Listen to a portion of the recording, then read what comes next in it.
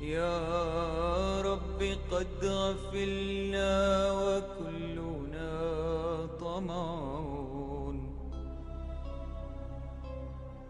في عفو وفي كرم وفي عتاق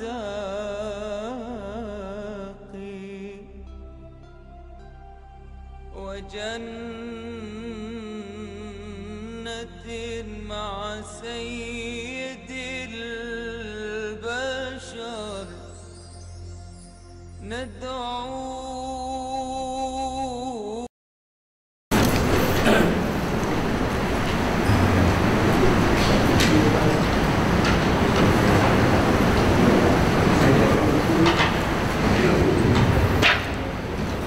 Bismillahirrahmanirrahim. Assalamualaikum warahmatullahi taala wabarakatuh. Muka surat 289. Sufyan Ats-Tsauri berkata, bila saya melempar seorang dengan anak panah, maka itu lebih baik bagiku daripada melemparnya dengan lidahku. Sebab lemparan lidah tidak pernah luput, tetapi lemparan anak panah sering luput. Jadi Sufyan Ats-Tsauri ini dia ahli tasawuf jugalah ya. Dia kata aku lempar seseorang, maknanya aku cakap ataupun dipanggil aku panah seseorang itu lebih baik daripada aku cakap pada seseorang itu dengan lidah. Panah orang ni kalau kena mati habis cerita. Ya, kalau dalam peperangan mati terus. Tetapi panah yang dimasukkan di sini dengan lidah itu ialah dengan fitnahnya, dengan umpatnya. Kita umpat dan fitnah orang tu, dia hidup kekal. Dan dia berjalan tu di mana orang lain yang mendengar fitnah yang kita lemparkan itu, yang kita umpatkan itu, orang lain pandang dia tu pandang semacam, pandang dengan kehinaan, dia hidup lagi ya. Sebab itu dia kata fitnah lebih teruk, lebih besar daripada membunuh. Bunuh habis cerita mati ya. Fitnah ni dia hidup tapi mati, itu lagi seksa ya. Abu Sa'id Al-Khudri radhiyallahu ta'ala anhu berkata, tiap pagi anggota badan anak Adam berpesan kepada lidah ya. Setiap pagi ni semua anggota panca indera kita ni berpesan pada lidah, hai lidah, kami tuntut engkau dengan nama Allah. Jadi geng-geng tangan, kaki, hati ke apa benda ni, apa semua ni, tubuh badan kita ni, dia tuntut, dia kata, hai lidah, kami tuntut engkau dengan nama Allah. Jujur-jujurlah, cakap biar betul. Sebab bila engkau jujur, maka selamat kami semua, dan bila engkau curang, maka kami pun celaka habis. Abu Zar Al-Ghifari radhiyallahu ta'ala anhu berdiri di muka Kaabah, lalu berkata, ingatlah yang sudah mengenal aku, maka cukuplah. Dan siapa yang belum kenal, maka aku Jundub bin Junadah Al-Ghifari. Silakan kamu mendekat kepada kawan yang akan menyampaikan nasihat dan sayang kepadamu. Jadi Abu Zar Al-Ghifari ni, dia kata siapa kenal aku tak apalah, hak mana tak kenal lagi dia perkenalkan diri dia. Dia kata mari duduk dekat semua ya, aku nak bercerita ni. Maka mendekatlah orang-orang kepadanya dan berkumpul di sekelilingnya. Lalu ia berkata ya, bila dah dia jemput orang, orang pun mari ya. Orang hak kenal dah tu tak apalah, pakat mari. Hak tak kenal lagi tu, bila diperkenalkan diri dan orang lain pun pakat tanya kawan-kawan dia hak dah kenal dah ni, siapa ni dia ni ya.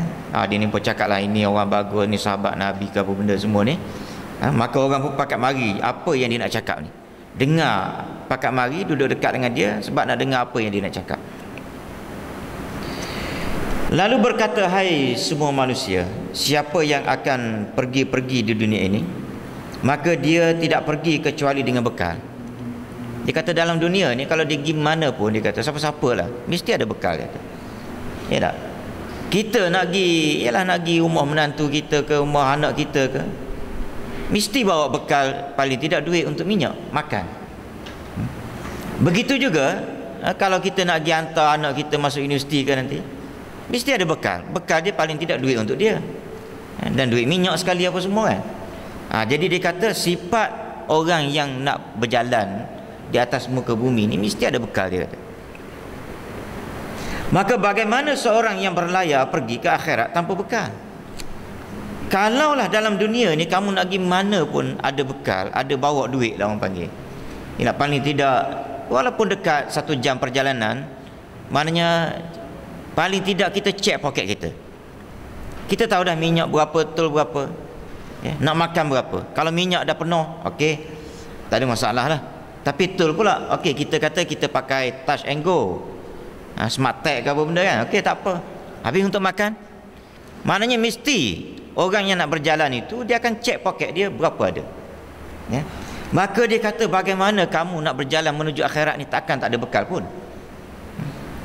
Lalu mereka bertanya, apakah bekal kami wahai Abu Zar, ya. Jadi bila dia kata, dia bagi satu benda yang logik, bila kamu nak berjalan mesti bawa bekal, maka takkanlah kamu nak berjalan menuju akhirat tak bawa bekal. Jadi sahabat-sahabat ni bila sebut lagu tu, sahabat-sahabat kawan-kawan dia ni pakat tanya dia, habis apa benda bekal yang patut kami bawa nak pergi akhirat ni? Jawabnya sembahyang 2 rakaat di tengah malam untuk menghadapi gelapnya kubur. Nombor 1, ya. Dia kata bekal nombor 1 kamu nak menuju alam akhirat ialah sembahyang, sembahyang malam 2 rakaat. Dia tak cerita panjang. Sembahyang solat tahajud ni dia tak ada cerita 4 rakaat, 5, 6, tak ada. Dia kata 2 rakaat. Maknanya tuan-tuan, sembahyang malam ni macam mana pun gagal gila buat. Nak pula kita ni orang panggil dah berumur, dah rapat ke kubur, ikhtiar juga supaya sembahyang malam tu kita dapat buat, ya. Walaupun 2 rakaat, lepas tu 1 rakaat witir, ya. Saya nak sebut 1 je, ya. Jangan ada action, jangan ada kata ustaz mai belajar mana pula 1 rakaat witir ni, kan. Saya dah cakap dah benda tu, ya.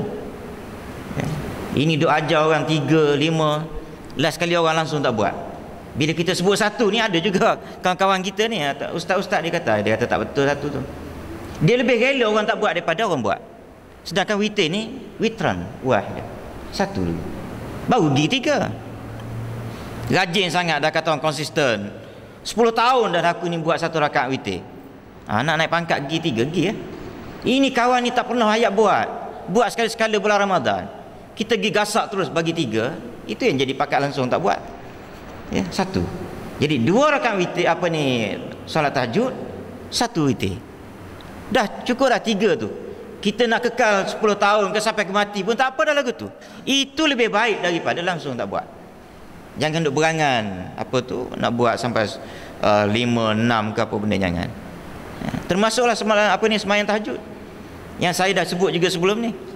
Jangan duduk berangan nak sembahyang tahajud tidur dulu. Imam Syafi'i sendiri dah kata sembahyang tahajud ni start lepas isyak. Buat.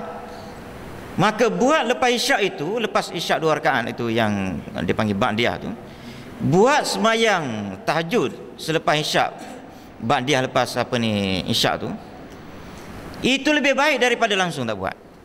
Jangan duduk tafsir pula kata tak pernah benar apa ni, tak pernah dengar hayat sembahyang tahajud ni tak tidur.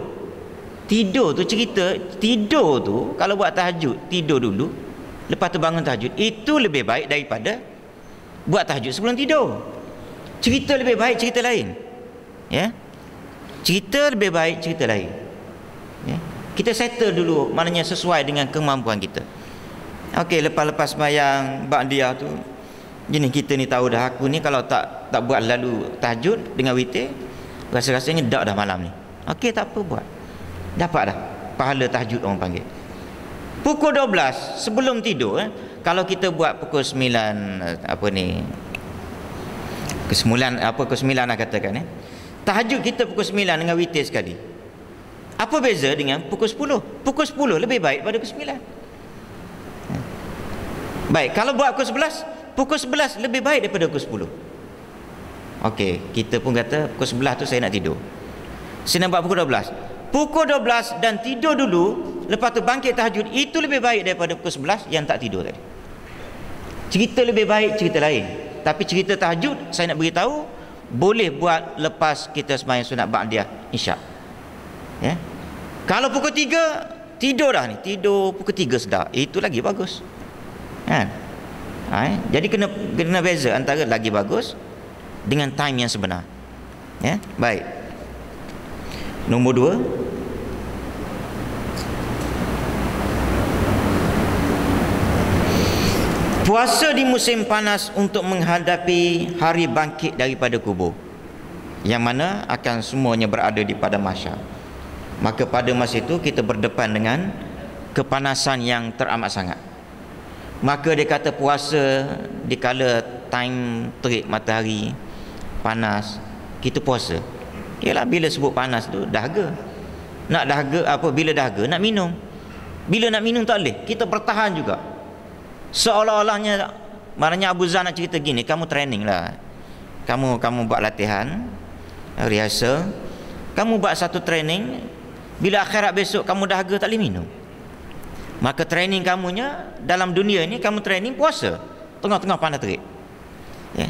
Maka walaupun memang tak padan lah, panas terik matahari sekarang dalam dunia ni tak sama dengan pada mahsyar besok yang mataharinya sejengkal tu. Tapi sekurang-kurangnya Allah tak nak tahu, aku ni Tuhan training ni, kan, nak menghadapi hari pada mahsyar besok. Aku training awal-awal lagi. Mudah-mudahan kau bagilah kekuatan kepada aku dan rahmatilah aku bila tibanya hari pada mahsyar besok. Wallahu a'lam.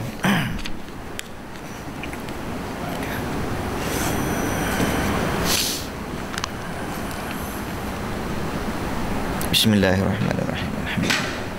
Wassalatu wassalamu ala asyrafil anbiya.